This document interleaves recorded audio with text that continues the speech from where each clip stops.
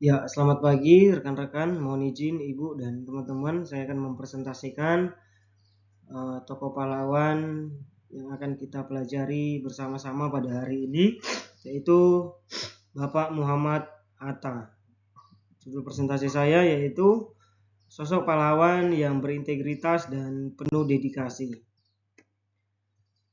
Rekan-rekan sekalian, siapa yang tidak mengenal Muhammad Hatta? Ya, ia adalah salah satu tokoh paling berpengaruh dan penting dalam sejarah kemerdekaan Indonesia. Ia dikenal sebagai wakil presiden pertama Republik Indonesia, sekaligus sebagai proklamator kemerdekaan bersama Soekarno, dan selain sebagai negarawan, Hatta juga dikenal sebagai ekonom, pemikir, dan penulis yang memiliki kontribusi besar terhadap arah politik dan ekonomi Indonesia di awal masa kemerdekaan.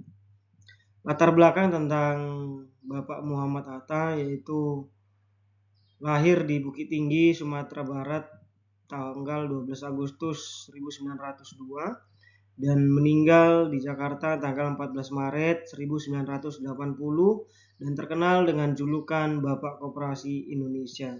Orang tua dari Bapak Muhammad Hatta ialah Haji Muhammad Jamil dan ibu yaitu Siti Saleha. Riwayat pendidikan Bapak Muhammad Hatta menempuh sekolah dasar di Sekolah Melayu di Bukit Tinggi pada tahun 1908 sampai 1913 dan sekolah menengah pertama di Mulo di Padang pada tahun 1913 sampai 1917 dan sekolah menengah atas di Elgimine Middle Bear School di Yogyakarta pada tahun 1917 sampai 1921 dan melanjutkan pendidikan tingginya di Handel Hoge School di Sekolah Tinggi Ekonomi Rotterdam, Belanda pada tanggal 1921 sampai 1932. Bapak Ibu, rekan-rekan sekalian, apa yang menjadi pelajaran atau memotivasi kita dalam kehidupan Bung Hatta secara khusus bagi kita ASN? Yang pertama kita akan belajar tentang kesederhanaan. Bapak Ibu kalau belajar tentang Bung Hatta di dalam sejarah, sepatu beli ini adalah satu sejarah yang terus-menerus dibicarakan. Karena di mana Bung Hatta di sini memperlihatkan kesederhanaannya sebagai salah satu tokoh yang paling berpengaruh khususnya di awal kemerdekaan Indonesia. Sepatu beli ini kita tahu ya bahwa Bapak Muhammad Hatta ini menyandang gelar Bapak Proklamator Indonesia bersama Soekarno. Bung Hatta terkenal akan hidupnya yang sederhana, jujur, dan berintegritas. Saking jujurnya dia rela meninggalkan berbagai kemewahan dan keistimewaan yang sudah selayaknya ia dapatkan sebagai seorang wakil presiden Indonesia. Guntingan iklan koran menjadi saksi bisu. Iklan koran tersebut ditemukan terselip di dalam dompet Bung Hatta dan ditemukan oleh keluarganya setelah Bung Hatta wafat pada tahun 1980. Kertas itu memperlihatkan iklan sepatu Beli, merek sandang berbalut kulit mewah asal Swiss. Betapa Bung Hatta sebenarnya mengidamkan memiliki sepatu tersebut sampai-sampai gambarnya pun masih tersimpan rapi di dalam dompetnya.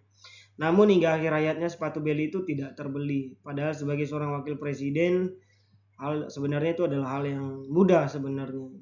Namun karena kesederhanaan dan kejujuran menjadi kepribadian yang melekat di dalam diri Bung Hatta. Yang kedua, kita akan belajar di mana sejarah mencatat bahwa Bung Hatta menolak dimakamkan di Taman Makam Pahlawan Kalibata. Meski merupakan Bapak Proklamator, Bung Hatta tegas menolak dimakamkan di Taman Makam Pahlawan Kalibata, Jakarta. Melalui surat wasiatnya yang disampaikan kepada keluarga, surat wasiat yang ditulis Bung Hatta pada tahun 1975, ia mengatakan bahwa apabila saya meninggal dunia, saya ingin dikuburkan di Jakarta, tempat diproklamirkannya Indonesia Merdeka. Saya tidak ingin dimakamkan di Taman Makam Pahlawan Kalibata. Saya ingin dikuburkan di kuburan rakyat biasa yang nasibnya saya perjuangkan seumur hidup saya. Yang ketiga kita akan belajar tentang integritas dari Bung Hatta. Ya, kita akan belajar di mana bahwa sejarah pun mencatat bahwa Bung Hatta tidak menggunakan fasilitas negara untuk kepentingan pribadi. Pada tahun 1950, ibu Bung Hatta, Siti Saleha, ingin bertemu putranya. Hatta lantas meminta keponakannya Hasjim Ning untuk menjemput ke Sumedang. Hasjim mengusulkan agar Ibu Siti dijemput dengan mobil dan supir wakil presiden saja agar muncul sebuah kebanggaan. Tetapi Bung Hatta marah dan menolaknya. Ia berkata bahwa mobil ini bukan kepunyaanku, tetapi ini kepunyaan negara. Putri bungsu Hatta, Meuti Hatta, mengenang sang ayah dan sang ibu dilarang masuk ke dalam mobil dinas yang dibeli dengan uang negara. Beliau kan memang diberi mobil dinas selaku wakil presiden dengan plat nomor RI 2. Namun mobil itu hanya digunakan Bung Hatta ketika ke kantor wakil presiden atau bila ada acara dengan presiden, barulah Bung Hatta memakai mobil dinas itu untuk kepentingan negara. Yang keempat, kita akan belajar bahwa integritas dari Bung Hatta tentang menjaga rahasia yang dicatat juga hampir di buku-buku sejarah yang menceritakan tentang Bung Hatta. Di mana sekitar tahun 1950-an, Rahmi istri Hatta berencana untuk membeli mesin jahit yang sudah lama diimpiankan. Dan untuk itu istri daripada Bung Hatta menabung dari sisa-sisa uang belanja sehari-hari. Ketika tabungan istri Bung Hatta mencukupi, namun tiba-tiba Rahmi istri Bung Hatta tetap tidak bisa membeli jahit impiannya. Ternyata pada saat itu terjadi snaring dan Bung Hatta yang mengumumkan kebijakan pemotongan nilai uang itu membuat kecewa istri Bung Hatta. Karena terjadinya snaring atau kebijakan pemotongan nilai uang, akhirnya tabungan Ibu Rahmi tidak cukup untuk membeli mesin jahit. Bung Hatta mencoba memberikan penjelasan kepada istrinya bahwa kepentingan negara tidak ada sangkut pautnya dengan usaha memupuk kepentingan keluarga. Rahasia negara adalah tetap rahasia. Biarlah kita rugi sedikit demi kepentingan negara. Selanjutnya yang keempat kita akan belajar, yaitu Bung Hatta memiliki keteladanan yang bisa kita pelajari, yaitu anti korupsi. Kejujuran dan integritas seolah menjadi barang yang langka dan sulit kita temui di era ini. Perilaku korupsi telah menggerogoti dalam setiap lini kehidupan berbangsa dan bernegara. Bahkan indeks persepsi korupsi Indonesia berdasarkan data Transparency International Indonesia pada tahun 2002 ada di skor 34/100 dan berada di peringkat 110 dari 180 negara yang disurvei banyak korupsi. Hal ini membuktikan bahwa SDM yang rusak serta strategi dan program pemberantasan korupsi masih belum efektif. Muhammad Hatta, salah satu tokoh bangsa yang kisahnya sebagai pemimpin anti korupsi, selalu relevan untuk dijadikan rujukan moral. Sejarah mencatat bahwa Hatta konsisten dengan sikap anti korupsinya, baik saat menjadi pejabat tinggi negara maupun dalam kehidupan sehari-harinya di dalam masyarakat. Dalam buku Mengenang Bung Hatta karya Aiwangsa Wijaja yang terbit pada 1988 dikisahkan pada tahun 1970, Bung Hatta melakukan perjalanan dinas ke Irian Jaya, Papua. Di sana diceritakan bahwa Muhammad Hatta menolak uang saku perjalanan dinas ke Papua pada tahun 1970 karena ia menganggap uang tersebut adalah uang rakyat dan tidak layak diterima hanya sebagai bekal pribadi. Sebagai bentuk pertanggungjawaban dan integritas, ia meminta uang tersebut dikembalikan kepada masyarakat di sana setelah kunjungan selesai karena kebutuhan rombongannya sudah tercukupi. Selanjutnya yang kelima kita akan belajar tentang dan yang terakhir memiliki kepedulian dan dedikasi terhadap masyarakat.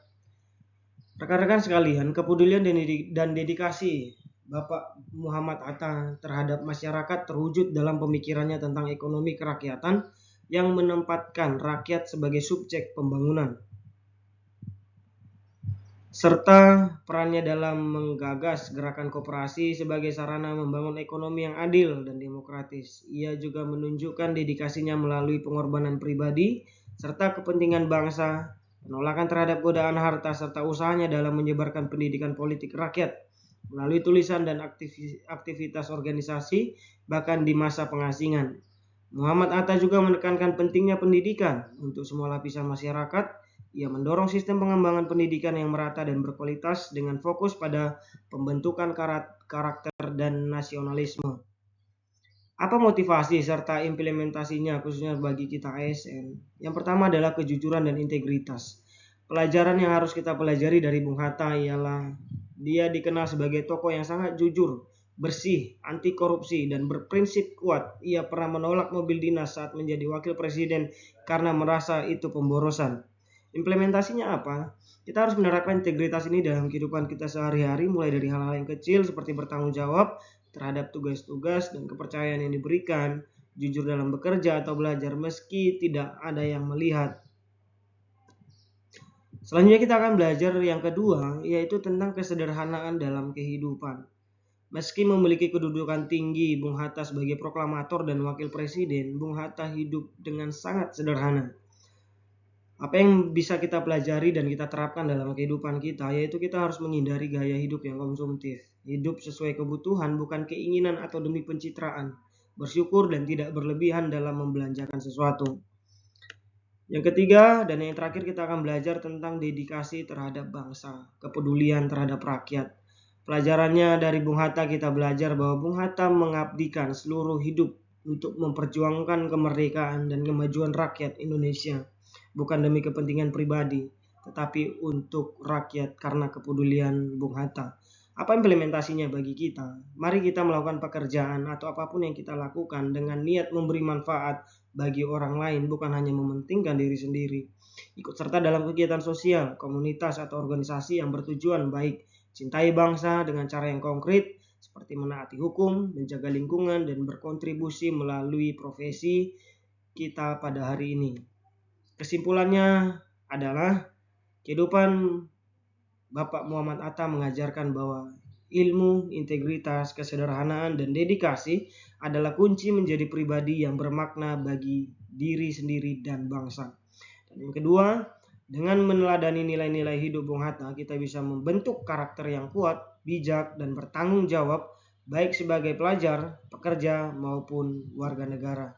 Kiranya presentasi tokoh pahlawan Bapak Muhammad Hatta ini bisa menjadi satu motivasi bagi kita di dalam menjalani tugas atau sebagai ASN di dalam memberikan pelayanan dan mengemban tanggung jawab yang telah diberikan negara bagi kita. Sekian, terima kasih. Selamat pagi.